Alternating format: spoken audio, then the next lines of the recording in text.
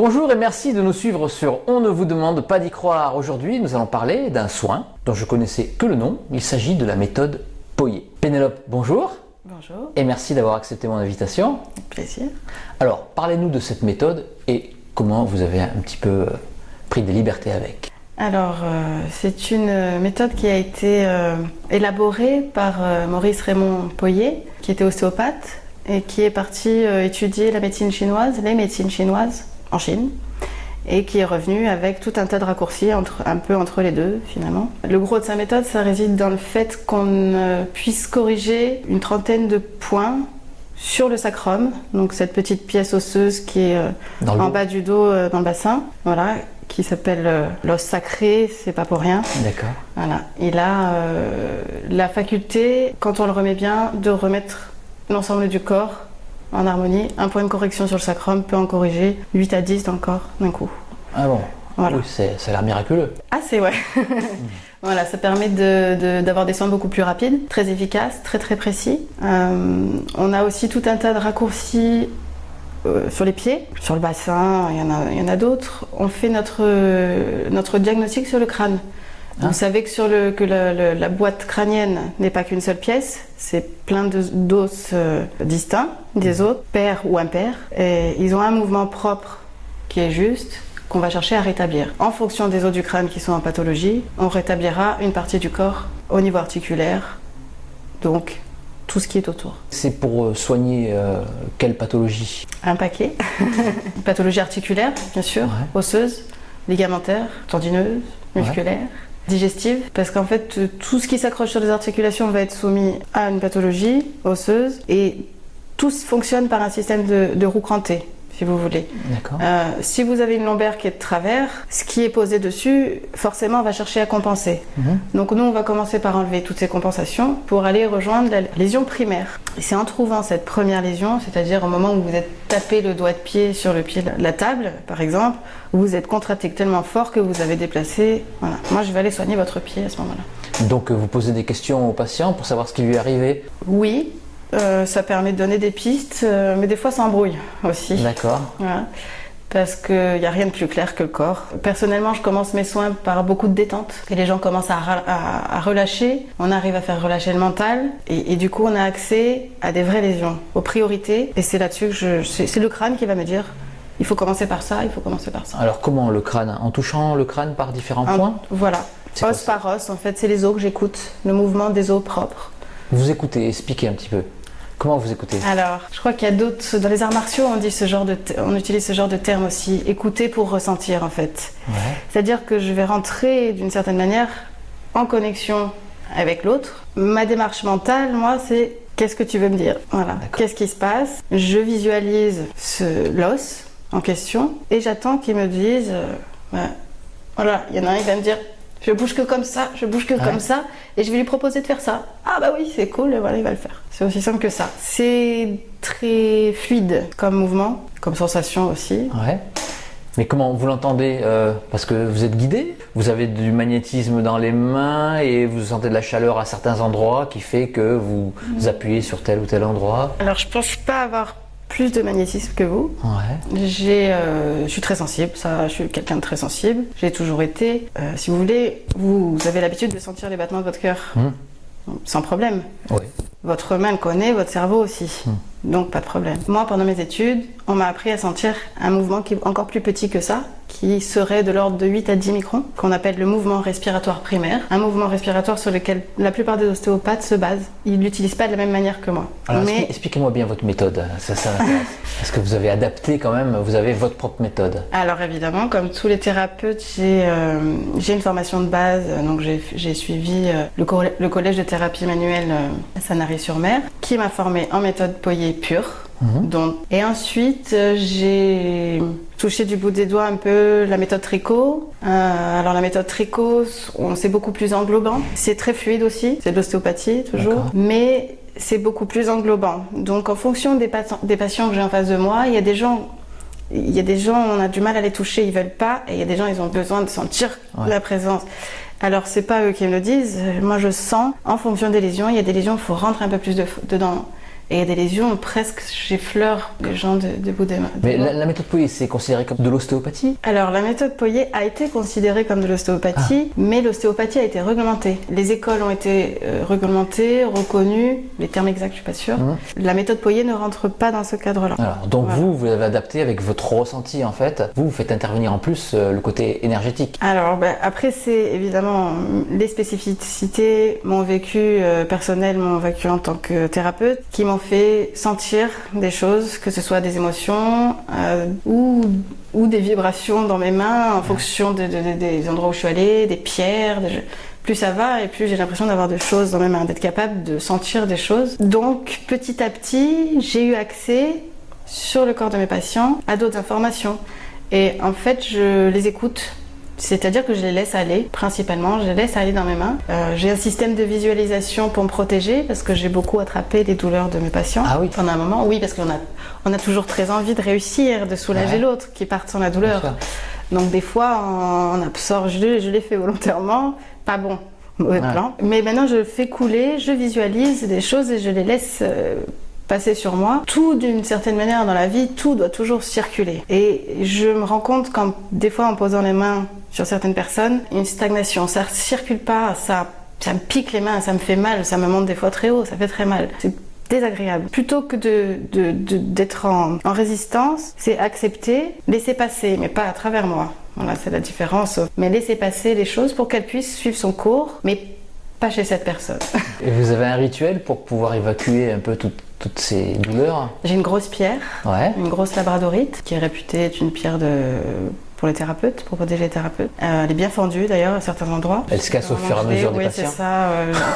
Elle se charge, il faut que je la nettoie régulièrement parce qu'elle se charge facilement. Je visualise des flammes, j'allume des bougies quand je peux autour de moi. Je crois que c'est tous des systèmes que j'utilise qui sont des systèmes mentaux pour me protéger moi dans ma tête, pour me dire je suis pas toute seule, il y a quelqu'un qui m'aide, j'ai des outils, ou voilà, j'ai toujours de l'eau.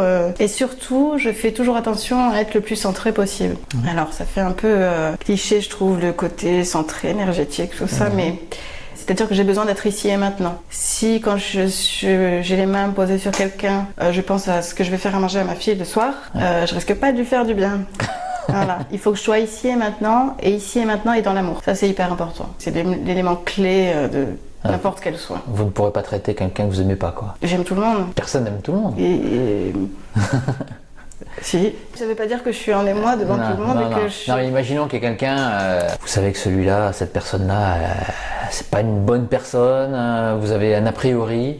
Est-ce que ça va nuire au traitement? Non, sauf si je suis pas capable de me remettre à ma place. Donc vous arrivez à vous recentrer, comment on dit? Oui, c'est-à-dire que je suis pas, quand je soigne quelqu'un, je suis pas Pénélope face à Monsieur X. Je suis une thérapeute qui va soigner une douleur ou un besoin, qui va répondre à un besoin. Ça n'existe pas, ça, dans le soin. D'accord. Ça n'y est plus, ça disparaît. De toute façon, et puis vraiment, évidemment, ça arrive. Il y a des gens qu'on a moins envie de toucher, il y a des gens, ça passe moins. Il y a des rapports comme ça entre les gens, ça s'explique assez facilement avec le fonctionnement du MRP, le micro-mouvement sur lequel je travaille, qui est ralenti ou qui s'épanouit en fonction des gens qu'on croise. Mais ça, on le ressent facilement. Il y a des gens, voilà. Dans le soin, la chose est pareille, sauf qu'à partir du moment où c'est mes mains qui travaillent, c'est pas moi. Et à partir du moment où ça rentre, ça commence, ça démarre, je ferme les yeux. Et je n'ai dans la tête que ce sur quoi je travaille. Je visualise ce sur quoi je travaille, voilà. Alors comment ça se passe? Quelqu'un rentre dans votre salon, il va s'allonger et vous allez faire un check d'abord un petit peu avec les mains pour essayer de voir quelque chose? Alors, en fonction des gens, en général, comme un médecin classique, j'ai envie de dire, un thérapeute classique, je vais montrer vouloir voir ce qu'arrive à faire le patient. Pour pouvoir faire une comparaison avant-après. S'il peut soulever un bras ou... Oui, c'est difficile à expliquer, mais ce que je cherche à savoir en premier lieu quand un patient vient, c'est savoir, c'est dans sa tête dans quel état d'esprit il est. C'est-à-dire, est-ce qu'il vient me voir parce qu'il a vraiment juste mal à l'épaule, qu'il en a marre, ça fait des mois qu'il a toujours mal à l'épaule, ou est-ce qu'il vient me voir parce qu'il a très mal dans le dos, en haut du dos, et que dans sa tête il en peut plus et il cherche de l'aide. Il y a tout un tas de personnalités différentes dans le soin dans ce cadre-là. Il y a des gens qui veulent juste une détente crânienne, ils veulent juste passer un moment de détente, oublier, s'endormir parce qu'ils n'arrivent jamais à dormir. Ouais. Ou, voilà. Et il y en a, c'est la maman désespérée, sa fille a encore mal à la cheville, elle peut pas reprendre la cheville. Ça, c'est le premier truc que je vais capter, c'est-à-dire l'énergie dans laquelle est la personne. Est-ce qu'elle a vraiment juste besoin d'un soin physique, articulaire? Est-ce qu'il y a un petit peu plus? C'est le principal, parce qu'après, évidemment, il va y avoir toute l'anamnèse, elle va m'expliquer tel accident dont j'ai pas réellement besoin. Mais si la personne a besoin de me le dire, par contre, je la laisse faire, évidemment. Mais souvent, les personnes ont besoin de verbaliser, de me dire j'ai ça qui va pas, j'ai ça qui va pas, j'ai ça qui va pas. Des fois, ça prend beaucoup de temps. Oui, j'allais le dire. Mais ça fait partie du déroulement des choses et je vais laisser faire. Ensuite, j'ai pas vraiment de soins classiques. La plupart du temps, les gens, je les fais s'allonger et je commence à regarder le crâne. Mais des fois, je commence par mettre les mains sur les épaules. Ça dépend. Les personnes qui sont très tendues, je vais faire redescendre d'abord assises parce qu'allongés, ils n'arrivent pas, ça leur fait mal. Ils n'arrivent pas à se détendre, c'est trop fort d'un coup. Donc d'abord, ils passent par l'étape assise, ils se calment un peu, je fais quelques trucs, ensuite je les allonge et je fais mon diagnostic sur le crâne. Il y a des points, vous m'avez parlé des points pairs et impairs. Oui, ça c'est les os.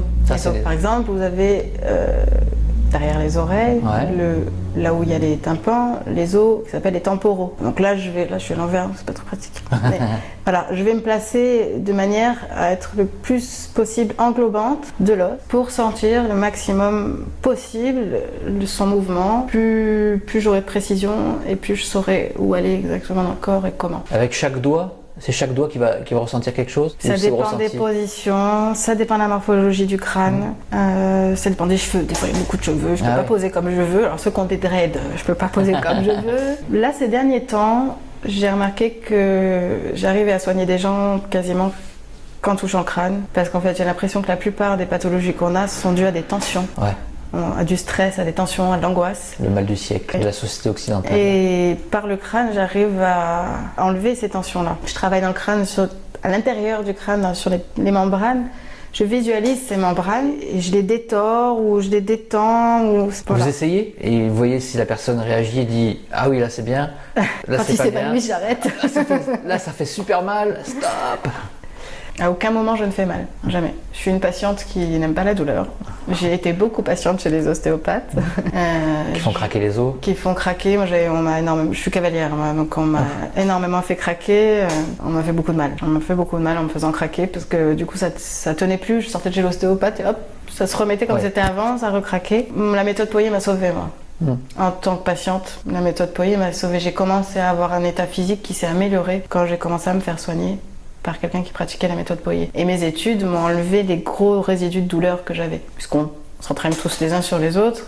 À force, maintenant j'ai des douleurs qui ne reviennent plus. Alors que je pensais devoir vivre toute ma vie avec. On peut se traiter soi-même? Réellement, non. Oui, on peut faire du bricolage. C'est-à-dire que quand j'ai la sciatique qui revient, je peux me remettre la lombaire pour qu'elle arrête de passer à ma sciatique et hop, je repars. Ça dure pas. C'est-à-dire je vais le faire 3-4 fois dans la journée, quoi. Là, c'est comme un ostéopathe, vous allez vous faire craquer, non? Ah non, jamais. Je n'ai pas appris à faire ça, je ne sais pas faire. Vous avez une épaule luxée, je ne peux rien faire pour vous. je ne sais pas faire. Voilà. J'ai encore pas essayé sans bouger de voir si ça se remet tout seul, mais a priori non. non, c'est pas de la grosse mécanique, c'est très fin et très précis. C'est là la puissance de cette méthode, c'est très précis, vraiment très précis. C'est-à-dire qu'on est capable d'aller travailler dans l'os sur un foramen dans lequel passe le nerf facial pour aller libérer une paralysie faciale. Ça, c'est fort.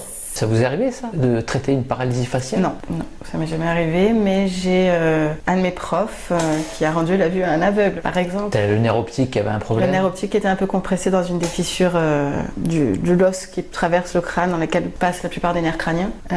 Si lui, il est un petit peu tordu, qu'il bouge pas bien, du coup, à l'intérieur, ça bouge pas bien. Et là, c'était avec la méthode Poirier pure? Alors, lui non plus, il fait pas la méthode Poirier pure. Personne ne peut faire ça, à part que le jour où on sort de l'école. Mais après, parce que moi, à l'école que j'ai fait, on m'a dit, d'abord, tu apprends la méthode Poirier, tu connais la mécanique, tu connais l'anatomie, tout ça par cœur. Quand tu connaîtras ça, tu pourras les pêcher ailleurs. Mais d'abord, ça. Et je trouve que c'est vachement bien parce que j'ai une base solide en anatomie, en physiologie. Et maintenant, je suis libre d'aller m'aventurer ailleurs parce que j'ai cette base-là. Combien de temps pour avoir le diplôme Poirier? Le certificat. Le certificat, pardon. Le certificat s'obtient au bout de 4 ans, 4 ans. minimum. Voilà. Ah, c'est des longues études. On peut faire 10 ans, on n'a jamais trop. Hein. Quand même, 4 Mais ans.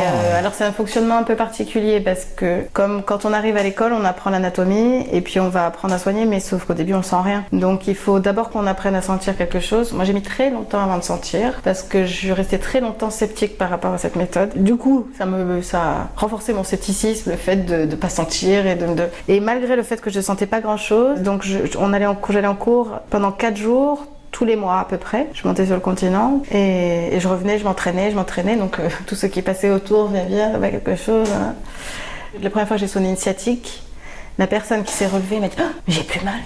J'étais aussi étonnée. En une séance. J'étais aussi étonnée que lui. Oui, en une séance.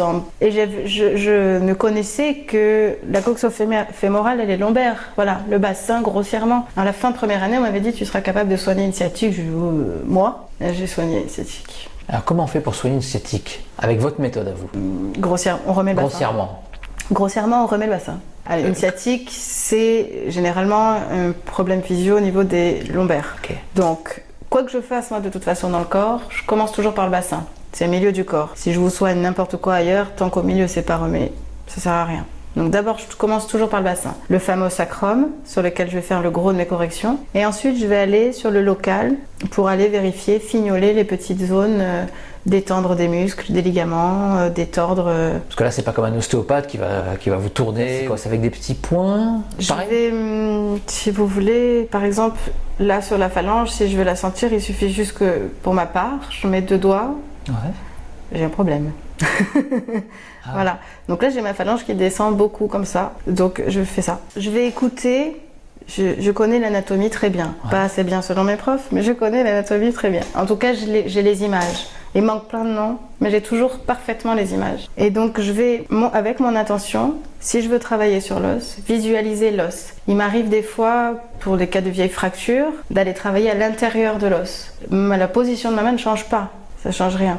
Là, je peux me mettre là, je peux travailler sur l'estomac, je peux travailler sur les côtes, je peux travailler sur du muscle, je peux travailler sur le diaphragme. La position de ma main ne change pas. C'est mon intention qui va diriger les choses. Et c'est mon intention qui va choisir ce que je vais sentir dans ma main.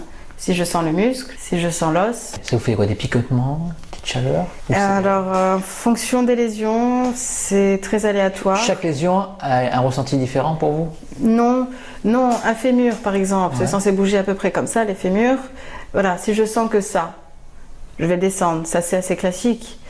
Mais sur un muscle, ça peut m'arriver de sentir des mouvements qui n'ont aucun sens. Alors par exemple, des fois quand c'est fouillé comme ça, je vais laisser dérouler. Je donne un appui en fait à la lésion, au corps, pour qu'il déroule. C'est évident pour moi, j'ai du mal je vois l'image, ça me semble incroyable quand même de pouvoir voir le muscle, le ressentir en même temps et alors, avec des petits mouvements, le remettre en place. Pour quelqu'un comme moi qui est très matérialiste, non, ça c'est une blague. Mais on ne peut plus dans la matière. Oui. On ne peut plus dans la matière, c'est juste que la manière d'agir dessus, c'est très très petit. Mais vous utilisez l'énergie. Oui, je ne sais pas quelle forme. Quand vous faites partir la douleur comme ça, c'est bien quelque chose qui part. Non, c'est pas l'énergie que j'envoie. J'ai écouté l'os. Ouais. J'écoute l'os. Dans mes mains, je vais essayer d'exagérer ce que je sens. Je vais faire ça sur là, c'est plus grand. Ouais. Je vais exagérer ce que je sens, voilà. Là, je sens que ça part comme ça. Et puis comme ça, et ça monte légèrement. Bon, mon bras va bien. D'accord. Mais, voilà, sur la fin du mouvement, il y a une petite nuance. C'est-à-dire que là, sur la fin du mouvement, je sens qu'un peu mon bras part un peu comme ça.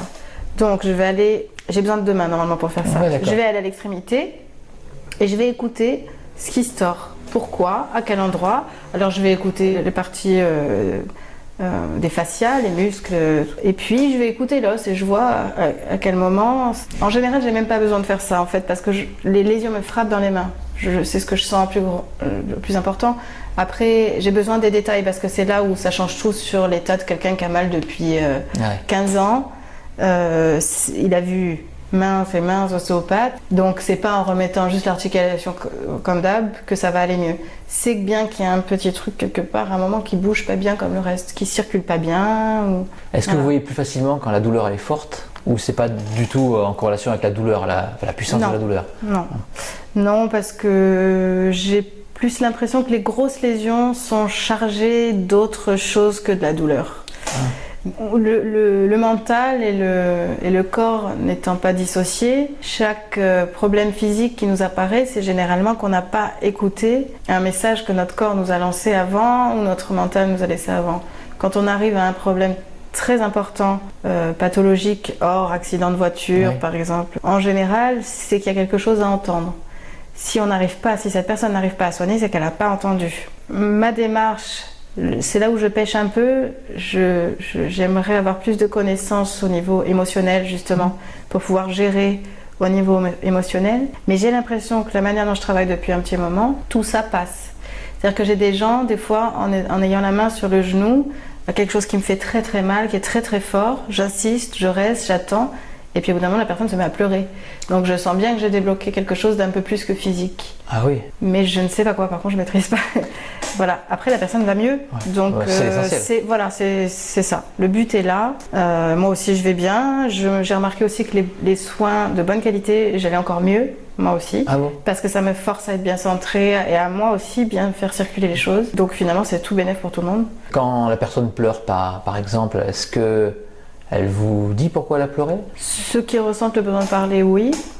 En général, dans ces moments-là, les gens parlent. Parce que des fois, ça peut n'avoir rien à voir avec la douleur. Il y a des gens, je sais qu'une fois, ça m'est arrivé, la personne était surprise et elle rigolait en même temps qu'elle pleurait parce qu'elle comprenait pas pourquoi elle pleurait. C'était vraiment, c'était une émotion qui ressortait et qui se justifiait pas pour elle. Donc, et puis c'est pas grave, ça n'a pas besoin d'être conscient.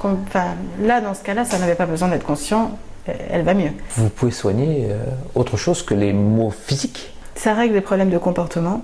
Chez les enfants hyperactifs, ça leur fait beaucoup de bien, par exemple, parce qu'on va aller détendre à la zone clé là où ça part. Il y a aussi certains conseils de l'ordre du rythme de vie, la qualité de vie, l'alimentation, qui font pour beaucoup parce qu'on ne pense pas pareil quand on mange de la viande et quand on mange que des légumes.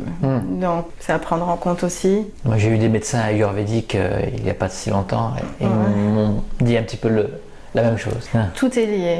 Tout est lié. Quand on met pas la bonne essence dans la voiture, ça marche pas bien. Il paraît évident que si on mange pas ce qui nous convient, et il ne convient pas la même chose à tout le monde, c'est pour ça que c'est assez difficile. Vous conseillez aussi en alimentation? Quand on me le demande. Ouais. Ça n'a rien à voir avec votre méthode. Ça c'est par rapport à la discussion avec le patient. Ça c'est mon expérience petit à petit qui fait que je vois bien que quelqu'un qui a une tendinite depuis plusieurs mois, tant qu'il mangera son morceau de fromage, il aura toujours sa tendinite. Voilà. D'accord. Donc je me permets de dire aux gens que s'ils essayent de ralentir les produits laitiers, ça pourrait aller mieux. Pour une tendinite, il faut une seule séance? Il n'y a aucune règle. Il n'y a aucune règle?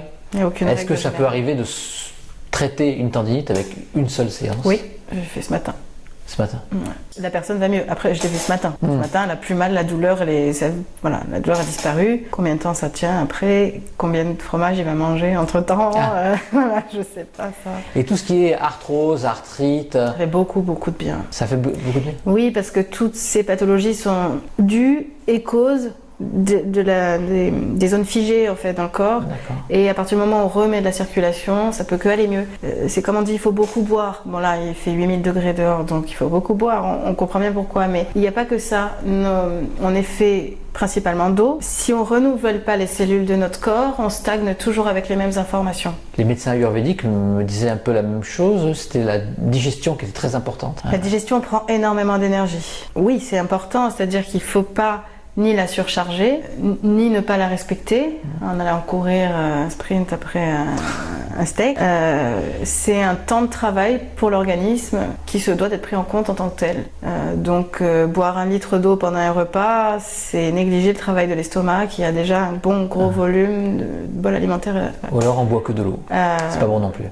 Il est conseillé de boire en dehors des repas pour éviter d'augmenter le volume à digérer. Ça demande moins de travail au corps. Comme ça, le corps, quand on n'est pas en train de manger, il n'a que l'eau à renouveler, il s'occupe de l'eau. Nous, c'est pareil, quand on a 2 trucs à faire, en général, on fait moins bien les 2 que quand on en fait un à la fois. Ça, les femmes arrivent mieux que les hommes. Oh, mais ça, c'est évident, les femmes arrivent mieux que les hommes en règle générale. Est-ce que vous voyez la différence entre une personne à traiter qui mange beaucoup de viande et une personne à traiter qui est végétarienne? Ah oui. Ouais. Alors, c'est pas une généralité absolue, évidemment.